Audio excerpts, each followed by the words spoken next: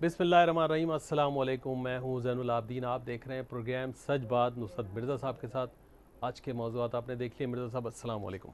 وعلیکم السلام اور السلام علیکم ناظرین کرام۔ دیکھیے، مہنگائی کا جو طوفان ہے وہ بہت زیادہ ہے اور عوام بلبلا گئے ہیں، اور تمام جو صورتحال ہے غریبوں کا جینا مشکل ہو گیا ہے، اور وہ نان اور روٹی کے لیے اور جو مشکلات پیدا ہو گئی ہیں آج یہ حالت میں نے دیکھی ہے کہ جو پہلے جب پاکستان بنا تھا اس وقت جو ہے جو لوگ باغ آباد دے کر بھیک مانگا کرتے تھے، اس طرح سے لوگ آج کل جو ہے بازار اس میں گلیوں میں بھیک مانگ رہے ہیں، اور جو غریب لوگ ہیں ان کے پاس یعنی دواؤں کے لیے پیسے نہیں ہیں، کیونکہ دوائیں بھی بہت مہنگی ہو گئی ہیں۔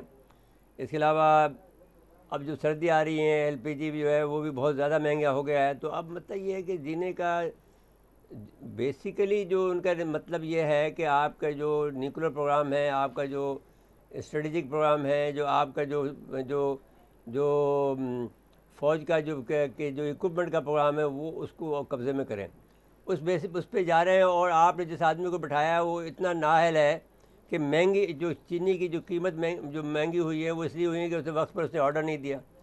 تو بھئی کب تک اس کو چلائیں گے؟ اب یہ اس کے تو دو ہی معنی لیے جا سکتے ہیں کہ بھئی نواز شریف صاحب کا جو معاملہ ہے، وہ نواز شریف وزیرداری کا جو آپ کو توڑنا تھا وہ تو آپ نے توڑ دیا۔ اب سوال یہ ہے کہ ایک نالائق کو بٹھا دیا ہے کہ جو ملک کو اس کی صلاحیت نہیں ہے کہ ملک کو چلا سکے، وہ کرکٹ کے علاوہ اس کو کھیلنے کا کام کوئی آتا نہیں ہے۔ مرزا صاحب، یہ جو صورتحال ہے نا، یہ کہا جاتا ہے کہ IMF کی وجہ سے ہے۔ تو بھائی ٹھیک ہے، لیکن ماہر معاشیات تو اس کو توڑ دے ماہر نا۔ معاشیات ڈاکٹر شاہد حسن صدیقی صاحب پہلے بھی کئی بار کچھ کہہ چکے ہیں، ہمارے ساتھ ٹیلی فون لائن پہ موجود ہیں۔ ڈاکٹر صاحب، آپ کا ہم شکریہ ادا کرتے ہیں کہ آپ جیسا ایک معزز اور اتنا سب سے زیادہ ہم جس کا معاشیت کے حوالے سے جس کا احترام کرتے ہیں پاکستان میں، ایک آپ ہیں اور ایک وہ ہمارے دوست ہیں ڈاکٹر اشفاق حسن صاحب۔ لیکن اشفاق حسن صاحب بھی بعد میں آتے ہیں، لیکن ہم اپنے یعنی جو کراچی کے جو ہیں ان کو ہم زیادہ اہمیت دیتے ہیں، ڈاکٹر شاہد حسن صدیقی صاحب کو، اس لیے کہ وہ اصل بات یہ نہیں ہے۔ اصل بات یہ ہے کہ جو بات بھی آپ نے کہی ہے وہ بات درست، حرف بہ حرف درست ثابت ہوئی ہے۔ تو اس صورتحال میں ہم آپ سے یہ کہتے ہیں کہ اب یہ جو صورتحال بن رہی ہے، جو IMF کی وجہ سے جو پیٹرول مہنگا ہوا ہے، ایک دم اچانک 8 روپے بند ہو گیا، اب تو یہ کہاں جا کر لینڈ کرے گا یا منتج ہوگا، کہاں جا کر یہ مسئلہ جا کر رکے گا؟ محترم، بے حد شکریہ آپ کا۔ دیکھیے، گزارش یہ ہے کہ اب جو چیز بالکل واضح ہے روز روشن کی طرح کہ آنے والے مہینے جو ہیں اس میں خدا نخواستہ پاکستان میں مہنگائی میں تیزی سے اضافہ ہوگا، اور حکومت نے ہاتھ کھڑے کر لیے ہیں، وہ روکنے کی کوشش بھی مہنگائی کو اب نہیں کریں گے، یہ بالکل واضح ہے۔ لیکن یہ ایک دو دھاری تلوار ہے، یعنی ایک طرف تو مہنگائی بڑھ رہی ہے جس سے کہ غریب اور متوسط طبقے کے اور تنخواہ دار لوگ بری طرح متاثر ہو رہے ہیں، ان کی زندگی اجیرن ہو رہی ہے، مگر دوسری طرف حکومت نے اور اسٹیٹ بینک نے قانون توڑ کر جو ہے وہ لوگوں کی قوت خرید کم کی ہے۔ یعنی جو بچت کھاتے تھے اور جو قومی بچت اسکیموں میں پیسے تھے، بہبود میں تھے، جہاں بیوائیں، یتیم اور معذور افراد لگاتے تھے، اور کروڑوں وہ لوگ جو بینکوں میں پیسہ رکھتے تھے نفع نقصان میں، تو بینکوں میں انہوں نے قانون توڑا ہے، اور قانون توڑ کر اسٹیٹ بینک نے پچھلے 1 سال اور چند مہینے میں ان سے 650 ارب روپیہ غیر قانونی طور پر لے لیے ہیں۔ اس طرح سے لوگوں کی ایک طرف قوت خرید کم ہوئی، ان کی فیکس آمدنی کم ہوئی۔ فیکس آمدنی خطے میں پاکستان میں پہلے ہی بہت کم ہے۔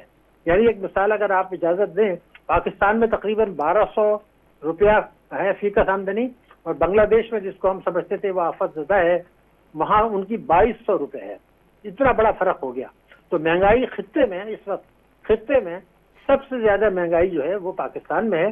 اسی لیے آپ نے دیکھا کہ ہمارے وزیر صاحب نے کبھی ترکی کی مثال دی، کبھی یورپ کی دی، ضرور دیں، مگر بہتر ہوتا کہ آپ اپنے بھارت کی بات کریں، بنگلہ دیش کی کریں، سری لنکا میں کریں، جہاں مہنگائی سب سے زیادہ ہے، فیکس آمدنی ہماری سب سے کم ہے، بجلی کے نرخ صنعتی اور تجارتی پیداوار کے لیے بھائی دیکھیے ڈاکٹر شاہد حسن صدیقی صاحب، دو باتیں ہیں جمہوریہ پاکستان میں۔ شاہد صاحب، میں دو باتیں آپ سے کرنا چاہتا ہوں۔ ایک تو بات یہ ہے کہ جب بھی آپ مثال دیتے ہیں بنگلہ دیش کی، کیونکہ بنگلہ دیش کو انہوں نے ہم سے توڑا تھا، تو بنگلہ دیش کی وہ ایکسٹرا آرڈنری مدد کرتے ہیں، ایک تو یہ بات ہوگی۔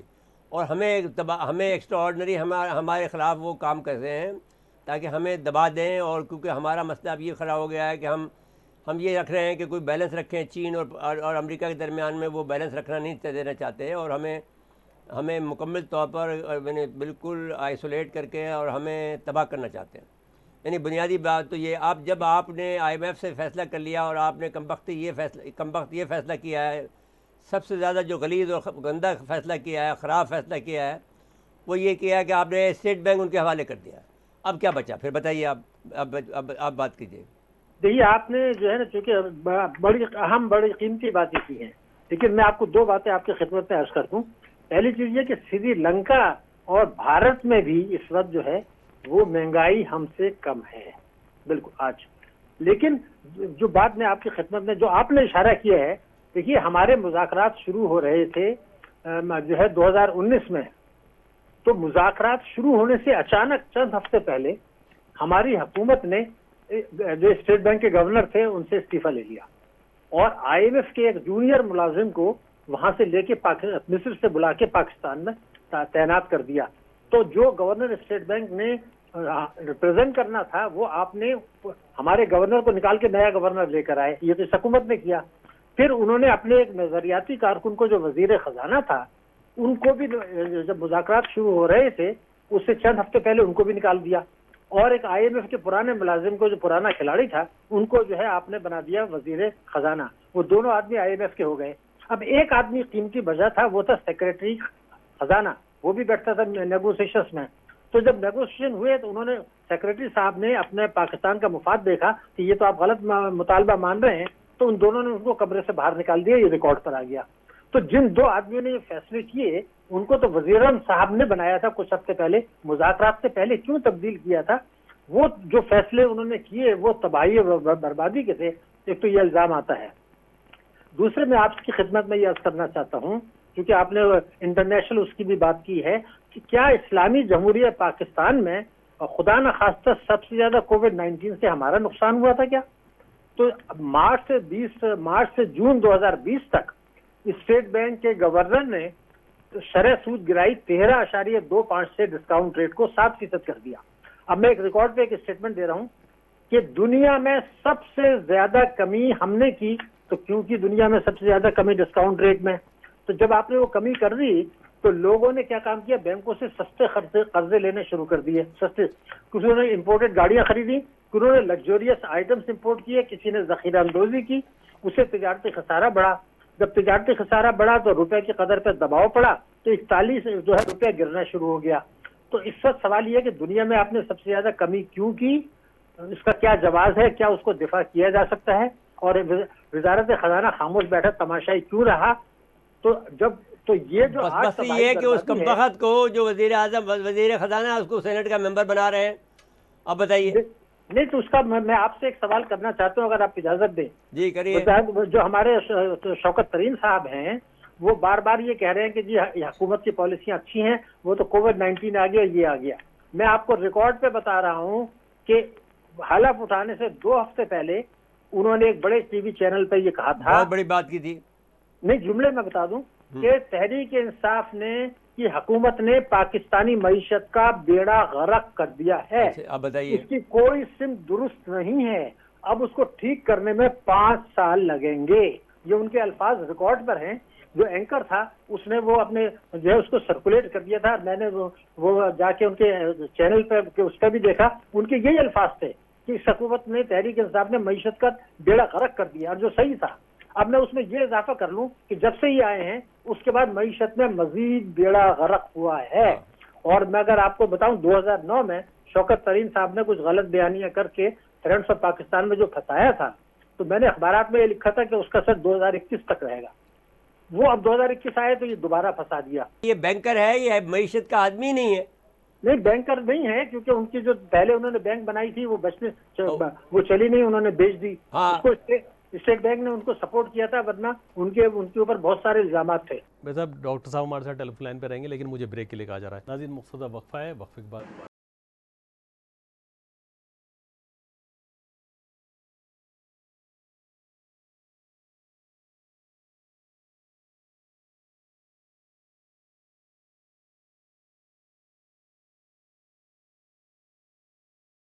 ایک مرتبہ پھر پروگرام میں خوش آمدید کہتے ہیں.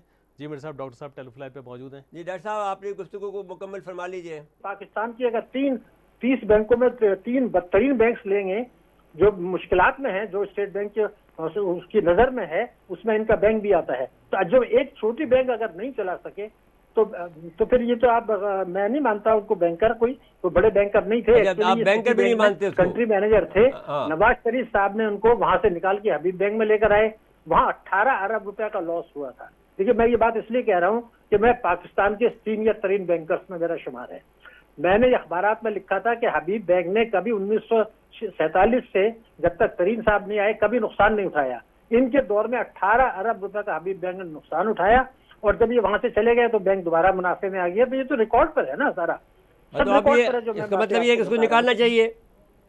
جی مطلب یہ ہے کہ میننگ دیر بائی اس کو فوری طور پر نکال دینا چاہیے. میرا خیال یہ تھا کہ جو نیو گریڈ آپ نے جو پہلا شروع میں بات کی تھی, اصل میں سارا جس وہی تھا کہ جو عالمی طاقتیں چاہتی ہیں پاکستان کو نیو گریڈ گیم کے تحت, ہم کانشیسلی یا انکانشیسلی اس میں معاونت کر رہے ہیں. یہ لوگ کر رہے ہیں کہ تباہ کریں. ساری وہی چیزیں نظر آ رہی ہیں ہمیں کہ ہم تو پھنسا رہے ہیں اپنے آپ کو بار بار. غلط بھائی ابھی یہ فوج کا کام ہے کہ جب اسٹیبلشمنٹ کا کام ہے کہ یہ جب آدمی ہمیں ہماری گردن کے اوپر یہ لوگ انگوٹھا رکھ دیا ہے انہوں نے, اور اس کو دباتے اس پر دباؤ بڑھاتے چلے جا رہے ہیں, تو اب یہ اس کو جان چھڑائیں اس آدمی سے, عمران سے بھی اٹھائیں, وزیر خزانہ کو پکڑ کے ٹھوس دے جیل کے اندر. نہیں, میں نے تو اسٹیٹ بینک کے گورنر کو بھی کریں. میں تو آپ کو اس کو بھی کریں. پاکستان میں تو آپ کو ایک اور, میں دونوں باتوں سے متفق ہوں, لیکن فیڈریشن آف پاکستان نے آفیشیلی مطالبہ کیا ہے کہ اسٹیٹ بینک کے گورنر سے استعفیٰ لیا جائے, اور میں نے بھی مطالبہ کیا ہے. کٹہرے میں کھڑا کر کے اسٹیٹ بینک پاکستان, اور آپ دیکھیے جان بوجھ کے معیشت کو غلط فیصلوں سے کس کے مفاد میں فیصلے کر کے معیشت کو کیوں, اسلامی جمہوریہ پاکستان ہے, کوئی چھوٹا ملک تو نہیں ہے نا. اس کو آپ نے یہ مسئلہ ہے نا کہ اسلامی جمہوریہ پاکستان کیوں ہے, یہ مسئلہ ہے نا کہ اسلامی جمہوریہ پاکستان ہے, یہ مسئلہ ہے ان کے لیے سب سے بڑا. آپ صحیح کہہ رہے ہیں, لیکن یہ ہے کہ غلط فیصلے کر کے آپ نے اس مشکل میں ڈال دیا ہے. کٹہرے میں کھڑا کیا جائے اور ان سے سوالات ختم کیا, ان کو چلتا کرے. دیکھو مسئلہ یہ ہے کہ اور جو ٹھوک دے جیل کے اندر, 2 منٹ نہیں لگائے, ختم کرے. اللہ کرے ایسا ہو, ہمت پر. ہاں ہمت کرنی چاہیے. انگوٹھا نہ رکھے, پیر رکھیں. نہیں جوتے بھی رکھے, پیر بھی رکھے, اور ڈنڈا بھی رکھے. ملک کی سلامتی کا مسئلہ ہے محترم. ہمارا جوہری طاقت پاکستان کی سلامتی کا مسئلہ بھی اس وقت آ گیا ہے, کیونکہ ہمیں ایسا پھنسا دیا کہ اب ہم IMF کے چنگل میں اب دوبارہ جائیں گے, اس کے بعد پھر جائیں گے. پھنسا دیا انہوں نے, بری طرح پھنسا دیا. اب اس سے نکلنا آسان کام نہیں ہوگا. تو یہ جو سلامتی کو خطرہ ہے, غربت کو تو چلو آپ دوبارہ جو ہے نا بہتری لے آئیں گے, مگر جو ہمیں پھنسایا ہے سلامتی کو خطرات ہیں, اس کا حساب کون دے گا, یہ میری پریشانی ہے. اس کا حل تو یہی ہے نا کہ ان کو نکالا جائے, یا کوئی اور بھی حل ہے آپ کی نظر میں؟ میرے خیال سے سلامتی کو جو خطرات ہیں وہ زیادہ سیریس ہیں. نہیں تو مطلب ہے کہ ابھی پہلا حل تو یہ ہے کہ ان کو نکالیں, اور اس کے بعد میں جو ہے دوسرا آدمی جو پاکستان کا حامی ہو اس کو لائیں, تاکہ وہ پھر پاکستان کو سنبھالے. اگر ہم یہ جو تحریک انصاف کے شروع کے نظریاتی کارکن تھے ان کو لے آئے ہیں. میں نہیں کہتا کہ انہی کو لوگوں کو لے آئے جو ان کے شروع کے کارکن تھے. ہاں, غلام عمر کا بیٹا اسد عمر. نہیں, وہ نظریاتی وہ تو بہت بعد میں آئے ہیں, بہت بعد میں آئے ہیں. میں ان لوگوں کی بات کر رہا ہوں جب یہ پارٹی بنی تھی 20 سال پہلے, اس وقت جو لوگ تھے وہ صحیح لوگ تھے اس کے اندر, میں آپ کو بتا رہا ہوں. لیکن یہ جو بات کی پود آئی ہے وہ تو انہوں نے الیکٹیبلز کو لیا تھا کہ جن کی وجہ سے اقتدار میں آ سکتے. جہانگیر ترین نے اپنی جو کہانی بیان کی ہے, تو جہانگیر ترین کا یہ فارمولہ تھا نا کہ صاحب الیکٹیبل کو لے تو آپ وزیر اعظم بن سکتے تھے, نہیں بن سکتے. وہ تو ATM فارمولہ تھا نا جسے آپ کہہ رہے ہیں.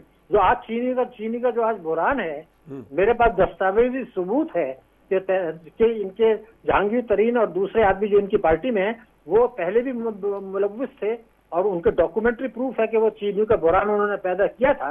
تو یہ تو کھیل آج کا تو نہیں چل رہا ہے, یہ تو پرانا چل رہا ہے. چینی کا بحران آیا تھا تو اس ہمارے ملک میں کسی کا احتساب ہوا؟ پرائم منسٹر نے کہا تھا کہ ہم چینی کے بحران کا احتساب کریں گے, کہاں ہوا؟ اچھا, IMF سے ڈاکٹر صاحب آخری بات میں کر رہا ہوں کہ IMF سے چھٹکارا کیسے حاصل کیا جا سکتا ہے؟ IMF سے چھٹکارا حاصل کرنے کے لیے 3 شرائط ہیں, اور وہ تینوں شرائط ہیں. نمبر 1, عمران خان صاحب نے 10 نکات حکمت عملی میں یہ لکھا ہوا ہے تحریری طور پر کہ اقتدار میں آنے کے 100 دن کے اندر ہم عدل پر اور انصاف پر مبنی ٹیکسوں کی پالیسی نافذ کر دیں گے, معیشت دستاویزی بنائیں گے, काले धन को सफेद नहीं होने देंगे, कोई एमनेस्टी नहीं आएगी, एक तो ये था।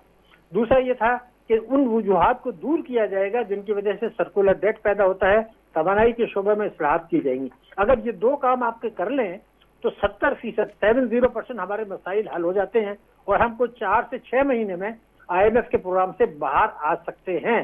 लेकिन जो काम 100 दिन में करना था वो तो उनको खुद भी तैयार नहीं है, उनकी पार्टी भी तैयार नहीं है, उनकी काबीना भी तैयार नहीं है। इसलिए नहीं है कि वो सारी पार्टी तो वो ले आया ना जो कि सब खाओ पार्टी है। बस अब ये तो उन्होंने, उनका अपना फैसला था, उन्होंने जो कैबिनेट में लिया है, जो अनइलेक्टेड है वो भी तैयार नहीं है। तो जब आप ऐसे लोगों को लेंगे तो मसला तो फिर यही आ जाएगा। लेकिन अब वो खुद भी तैयार नहीं है मेरे ख्याल से, क्योंकि उनकी अपनी सोच भी बदल गई है। लेकिन वो तहरीर डॉक्यूमेंट आज भी मौजूद है जो इंतखाबात से पहले उन्होंने जारी किया था, 10 नुकात, जिनमें से 2 मैंने आपकी खिदमत में पेश कर दिए और मैं उसको 10 नुकाती एजेंडे को मैंने सब। मैं ये समझता हूँ कि हुकूमत मफलूज हो चुकी है, हुकूमत इससे की नहीं जा रही है। हद तो ये है कि जो इदारे थे नैब वगैरह को थोड़ा बहुत काम कर रही थी, वो काम भी अब नहीं कर पा रही है, उसको भी मफलूज कर दिया है। नए ऑर्डिनेंस लेके आ रहे हैं। अब वो जो जिसने जो अद्वियात महंगी की थी आमिर कियानी ने, उसको भी क्लीन चिट मिल गई है। तो हर आदमी को जो है ये जिस अंदाज से भी हो रहा है, ये अब वो कंप्रोमाइज़ पे कंप्रोमाइज़ करते चले जा रहे हैं, मुल्क को तबाह बर्बाद कर रहे हैं, at the cost of the country ये काम कर रहे हैं। देखिए, सजा और जजा जो है इस्लाम का बुनियादी तस्वुर है। उन्होंने इसको जो है ना वो खाक में मिला दिया इस तस्वुर को। यानी जिनको आप रिवार्ड दे रहे हैं वो है जिन्होंने गलत काम किए हैं, और जिनको सजा मिलनी चाहिए उनको रिवार्ड दे रहे हैं, और जिनका हिसाब होना चाहिए वो नहीं हो रहा। तो इस्लाम का मगरबी दुनिया ने जो तरक्की की है उसमें बुनियादी तस्वुर यही है, अदल के बगैर तो कोई चीज हो नहीं सकती। तो आपने जो अभी आखिरी चंद जुमले बातें की हैं उसमें भी यही मैसेज थी कि गलत लोगों को आपने हुकूमत में लगा लिया।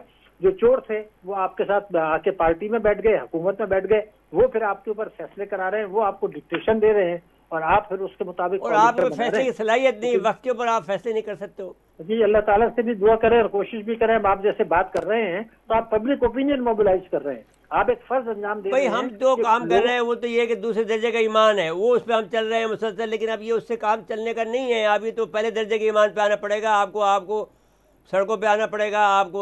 नहीं तो आप लोगों को तैयार कर रहे हैं ना, अपनी गुफ्तगू जो लोगों को सुन रहे हैं उनको मैसेज जा रही है कि भाई आप भी तो हिम्मत पकड़े, आप भी तो सड़कों पर आए ना। एक आदमी का काम तो ये नहीं है। लोगों को भी जो आप तो गुर्बत के मारे हुए नहीं है, अल्लाह का शुक्र है, लेकिन जो गरीब हैं, जो सफर कर रहे हैं, देखिए जब गुर्बत आती है, हुकूमत के साथ मुतालबात करें, उनके ऊपर इल्जाम सिद्दीकी साहब करें, आप जो है हवा में नहीं रहते हैं, आप एक माशरे में रहते हैं। जब गुर्बत आती है, मैंने कहा आप हवा में नहीं रहते हैं, आप फिजा में नहीं रहते हैं। जब गुर्बत आती है तो आप सारे गुर्बत के जो आसपास के लोग हैं आपके, वो सारे आपके अजीज़ होते हैं, रिश्तेदार होते हैं, दोस्त होते हैं, अहबाब होते हैं, पड़ोसी होते हैं। तो ये नहीं है कि कोई आदमी अगर अमीर है तो वो बच जाएगा, वो सब के सब इस दायरे के अंदर सब के सब आ जाएंगे। अगर खुदा न खास्ता जो है वो कोई हंगामा आराई हद से ज्यादा बढ़ी तो फिर वो भी महफूज नहीं रहेंगे। जो आज दौलत के नशे में हैं या इख्तिदार के नशे में, फिर वो भी महफूज नहीं रहेंगे। ये तो कुदरत का कानून है, आपको भी पता है, आपने उसी कानून की तरफ इशारा किया है। तो मेरा ख्याल है जितना कमा लिया लूट लिया, आज वजू करें इख्तिदार में जो लोग हैं और अपने आप को तब्दील करें, वरना वो भी महफूज नहीं रहेंगे। बिल्कुल नहीं रहेंगे। वाज़ेह है आपकी मैसेज और मैं आपसे मुत्तफिक हूँ। बहुत बहुत शुक्रिया अदा करता हूँ शाहिद हसन सिद्दीकी साहब, आपके इंतहाई मशकूर के वक्त दिया आपने। जी, ब्रेक के लिए मुझे कहा जा रहा है। जी नाज़रीन, मुख्तसर वक्फा है।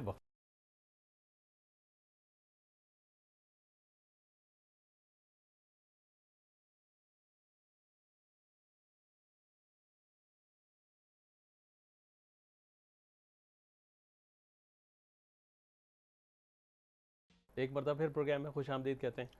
मिर्ज़ा साहब आज तहरीक लब्बैक को तो इन्होंने बहाल कर दिया है, ये तो अच्छी बात हुई और अच्छी बात हो गई है, और वो एक बड़ी पार्टी है और बहुत लोग अब लेकिन जो वज़ीराबाद के लोग हैं वो अभी तक अजियत का शिकार हैं, क्योंकि अभी तक ये धरना वहाँ पर ख़त्म नहीं हुआ है।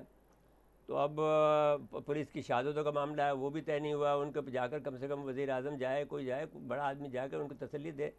मतलब पुलिस की बगावत आपके लिए तैयार रह खड़ी है आपके लिए। दूसरी बात अब ये है कि अब जो 10 का इलेक्शन के अंदर जो इलेक्शन की धांधली हुई थी, फिरदौस आशिक अवान साहबा का जो कारनामा था वज़ीर आज़म से जो कुछ भी किया है, तो उसमें जो कुछ भी हो रहा है वो अब यानी इतने कंपाइल हो रहे हैं, मसाइल इतने जमा हो रहे हैं कि एक के बाद दीगरे एक हंगामा होगा, फिर दूसरा हंगामा होगा, तीसरा हंगामा होगा।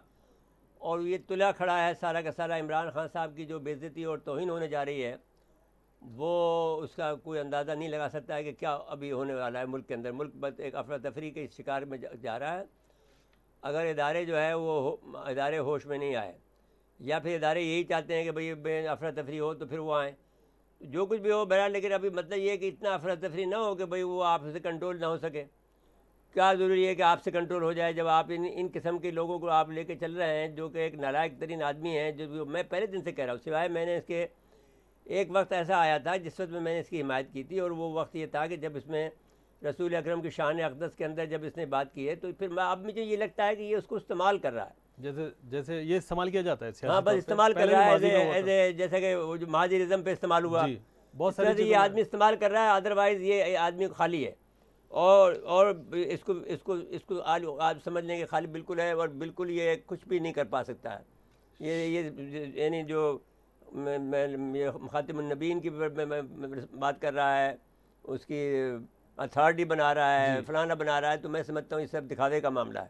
غریب رول رہے ہیں اور آپ اتھارٹی مطلب آپ جہاں ریاست مدینہ کے تو بڑے اصول ہیں.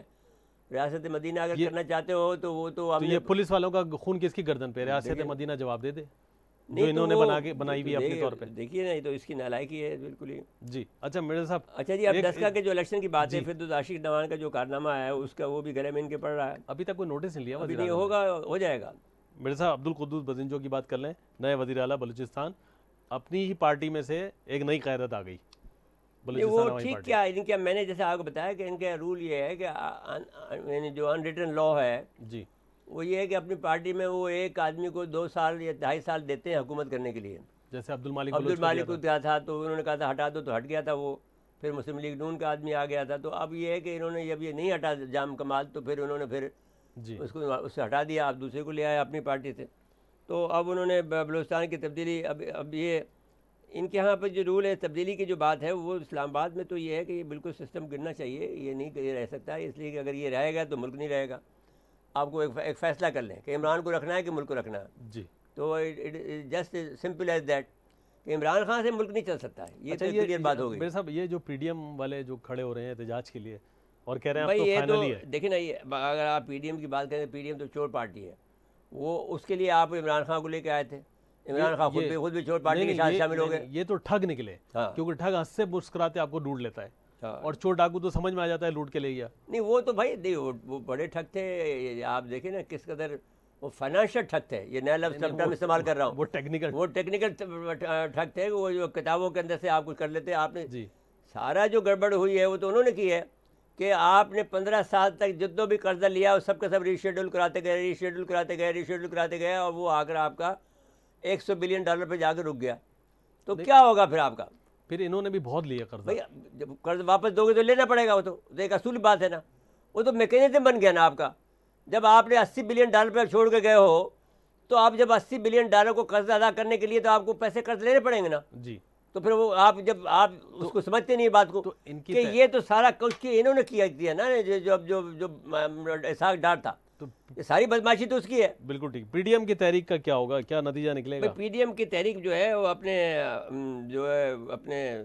اس موقع سے فائدہ اٹھانا چاہتی ہے، اور وہ اب چاہتی ہے کہ صاحب یہ پھر ہمیں اقتدار مل جائے. ان کو نہیں ملے گا اقتدار. لیکن وہ فضل الرحمان چاہتے ہیں کہ لانگ مارچ کیا جائے اسلام آباد کی طرف. نون لیگ نہیں چاہتی. بھائی ضرور کیا کرو، لانگ مارچ کرو، کچھ بھی کرو، تمہارے بس میں جو ہے وہ کرو. ابھی اس لیے کہ اب یہ حکومت تو جانی ہے. آپ نام کرا لو. فضل الرحمان صاحب کو کچھ نہیں ملے گا. فضل الرحمان صاحب اپنی خیر منائے، اللہ سے دعا کریں کہ اللہ آپ کو سلامت رکھے. ہم تو آپ کے دوست ہیں. ہم تو ہمیشہ، کیونکہ آپ نے ہماری عزت کی، ہم بھی آپ کی عزت کرتے ہیں. لیکن آپ کا معاملہ ٹھیک نہیں ہے. باقی آپ جانے، آپ کا کام جانے. ہم نے آپ کو اشارے میں کہہ دیا. جی جو چھوٹی سی بات یہ ہے کہ مسعود معروف نوا خان جو تھے، ناصر زیدی حیدرآباد کے ہمارے، ناصر زیدی کراچی کے تھے، حیدرآباد کے سائیں رحمان جو ہے، ان کو جو ہے وہ انتقال کر گئے ہیں. اللہ تعالیٰ انہیں جنت نصیب فرمائے. اور اس کے لیے ہم چاہتے ہیں کہ جو بھی ہو سکتا ہے، جی جو ان کے پسماندگان ہیں ان کو سب کے ساتھ میں ہم پوری تعزیت پیش کرتے ہیں. جی اچھا میرے صاحب بس آخری 1 منٹ رہ گیا. یہ جو IMF والا معاملہ ہے، آپ نے کہا کہ ان لوگوں کو پکڑ کے کٹہرے میں آنا چاہیے، بھائی ان کا ذہن نام وقت نہیں ہے، آپ ECL کو میں کٹہرے کی بات نہیں ہے جی نہ شوٹ ایٹ سائٹ کی بات ہے یہ.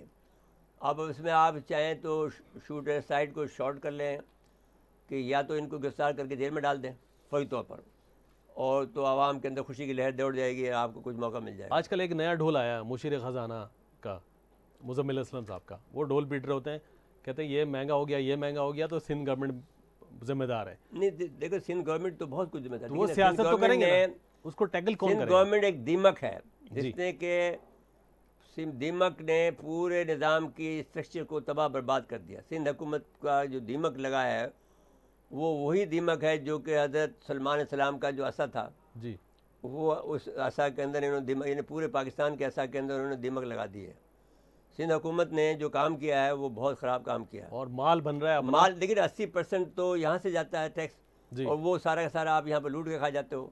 اور سب سے بڑی بات جو ہوتی ہے کہ جب وہ، میں نے آپ کو کہانی بہت سناتا ہوں، اب ایک منٹ میں اس کے بعد دوبارہ سناؤں کہ روس کو جب ٹوٹا USSR تو انہوں نے، ان کا وزیر داخلہ بک گیا تھا تو امریکہ نے خرید لیا تھا. تو وہ جب انہوں نے پوچھا، جب وہ ملک ٹوٹ گیا تو ایک جو بہت زیادہ ایک روسی انٹیلیجنس کا آدمی تھا، وہ گیا اس کے پاس امریکہ میں، جو یہ بہت اچھی جگہ رہ رہا تھا یہ رینچ میں، تو گیا کہ صاحب یہ آپ نے کیسے ملک کو توڑا؟ اس نے کہا صاحب دیکھیے، جب آپ نے، جب مجھے آپ کو پتہ لگ گیا تھا کہ میں ایجنٹ ہو گیا ہوں امریکہ کا، تو آپ نے کیا کیا کہ میرے ٹیلی فون ٹیپ کر رہے ہو، میرے کاغذات دیکھ رہے ہو، میرے نوکروں کو چیک کر رہے ہو. میں نے یہ کام کیا، آسان کام یہ کیا کہ جو نالائق لوگ تھے ان لوگوں کو، لائق لوگوں کو ہٹا کر نالائق لوگوں کو ان کی جگہ پہ لگا دیا، تو کام آٹومیٹک ہو گیا، ملک تو ٹوٹ گیا، پھر باقی کیا بچتا.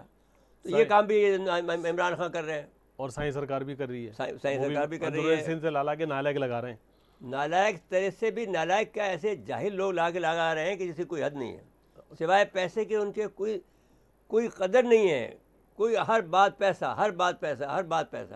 کوئی اگر قدر ہو، انسان کی قدر ہو، کوئی بات ہو تو وہ بھی بات ہو، کوئی انسان کی کوئی شرافت کی.